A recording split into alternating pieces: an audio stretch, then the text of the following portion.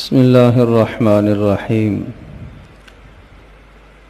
عن العباس رضي الله تعالى عنه رفعه: إذا اقشعر جلد العبد من خشية الله تحاتت عنه خطاه كما تحاط عن الشجرة البالية ورقها أو كما قال عليه الصلاة والسلام.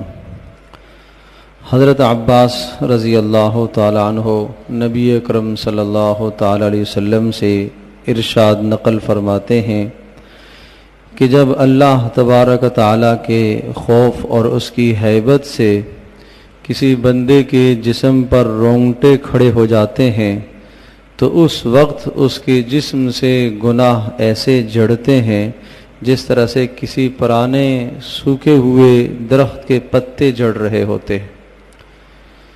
جس وقت کسی مومن کو خوف خدا دل میں آ جائے، اللہ کا ڈر کسی لمحے میں پیدا ہو جائے اور اپنے گناہوں کو سامنے رکھ کر اللہ تبارک تعالیٰ کی ہیبت اور اللہ کے جلال اور اللہ کی عظمت کو سوچتا ہے تو کبھی کبھی یہ کیفیت ہوتی ہے کہ انسان کے جسم پر رونگٹے کھڑے ہو جاتے ہیں.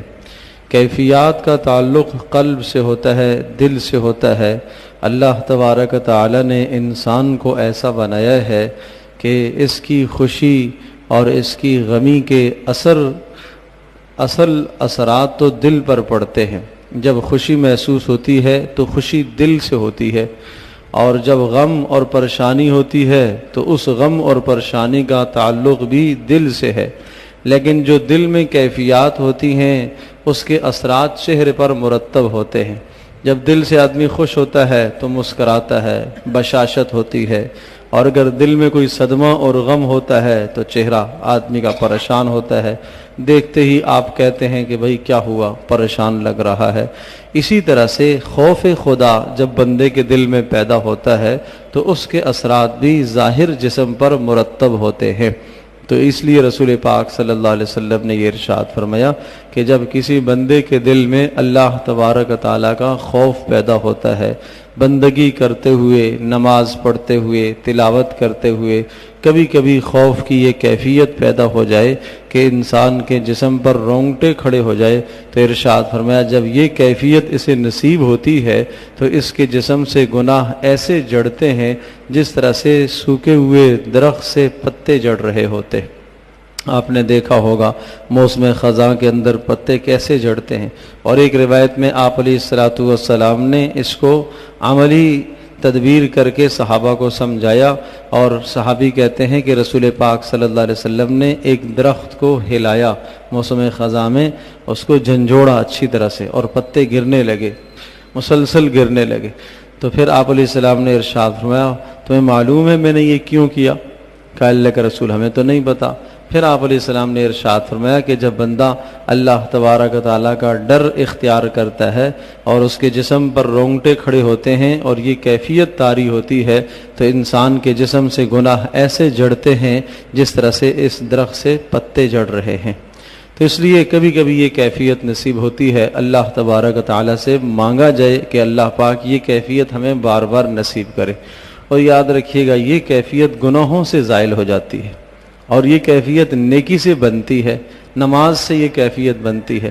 نماز میں جو جتنی محنت کرتا ہے اور جتنی جان لگا کے نماز پڑھتا ہے اور جتنی محنت کر کے نماز پڑھتا ہے یہ کیفیت آہستہ آہستہ بنتی چلی جاتی ہے. اب نماز میں کیسے محنت کی جائے، نماز پر کیسی جان لگائی جائے، وقت لگایا جائے.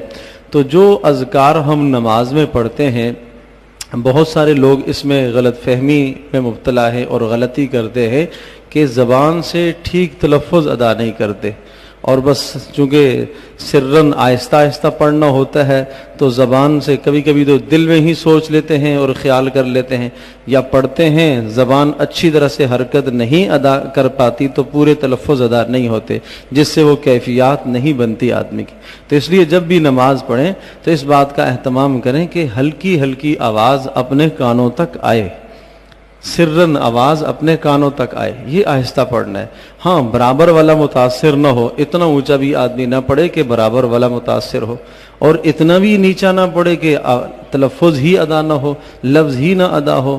قرات کرنا ہے، قرات کرنے کا مطلب ہے کہ زبان سے کلمات کہنے ہیں، تو زبان سے جب آدمی کلمات کہتا ہے تو وہ کیفیات نصیب ہوتی ہیں۔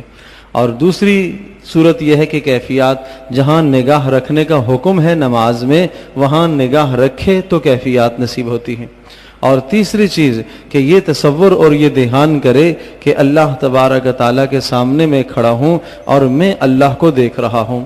اگر اللہ مجھے نہیں دیکھ رہا، یہ کیفیت نہیں حاصل ہو سکتی، تو یہ تصور ضرور کرے، یعنی میں اللہ کو دیکھ رہا ہوں، پہلا درجہ یہ ہے۔ اور اگر یہ کیفیت نہ ہو تو یہ خیال کرے اللہ پاک مجھے دیکھ رہا ہے۔ تو ان تین کاموں کو آدمی اختیار کرتا ہے نماز میں، تو یہ کیفیت خوف خدا کی نصیب ہوتی ہے۔ پہلی بات عرض کی کہ آدمی جب نماز پڑھے تو تلفظ ٹھیک ٹھیک ادا کرے، اور دوسرا جہاں نگاہیں رکھنے کا حکم ہے وہاں نگاہیں رکھنے کی کوشش کرے۔ جہاں نگاہیں رکھنے کا حکم ہے اسی جگہ پر نظروں کو اچھی طرح سے آدمی جمانے کی اور محنت کے ساتھ کوشش کرے، نماز کی طرف دھیان دے اور یہ تصور کرے کہ میں اللہ کو دیکھ رہا ہوں۔ اور اگر یہ نہ ہو سکے تو یہ تصور ضرور کرے کہ اللہ پاک مجھے دیکھ رہا ہے۔ اس کیفیت کے ساتھ جب بندہ نماز پڑھتا ہے تو یہ کیفیت خوف خدا کی نصیب ہوتی ہے، اور پھر جسم پر رونگٹے کھڑے ہوتے ہیں، پھر دعاؤں میں بھی جی لگتا ہے، پھر تلاوت میں بھی جی لگتا ہے، پھر دیگر اعمال میں بھی جی لگتا ہے۔ تمام کیفیات بنتی ہیں نماز سے۔ نماز پر محنت کی جائے تو یہ کیفیات ایمانی کیفیتیں نصیب ہوتی ہیں۔ اور پھر یہ بات بھی اچھی طرح سے ذہن نشین فرما لیجئے کہ یہ جتنی کیفیات نصیب ہوں گی یہ گناہ سے زائل ہو جائے گی۔ نماز تو پھر آدمی پڑھتا رہے گا، پھر کیفیت ختم ہو جاتی ہے وہ، تو اس لیے آدمی گناہوں سے بھی بچنے کی کوشش کرے۔ گناہ ان کیفیات کے لیے زہر ہے، زہر ہے۔ نماز پڑھ رہا ہے، عرصے سے پڑھ رہا ہے، لیکن پھر بالکل وہ کیفیت نصیب نہیں ہوتی جو رسول پاک صلی اللہ علیہ وسلم نے یہاں بتائی ہے، تو گناہوں سے یہ کیفیات زائل ہو جاتی ہیں۔ اللہ تبارک تعالی ہم سب کے لیے عمل کرنا آسان فرمائے۔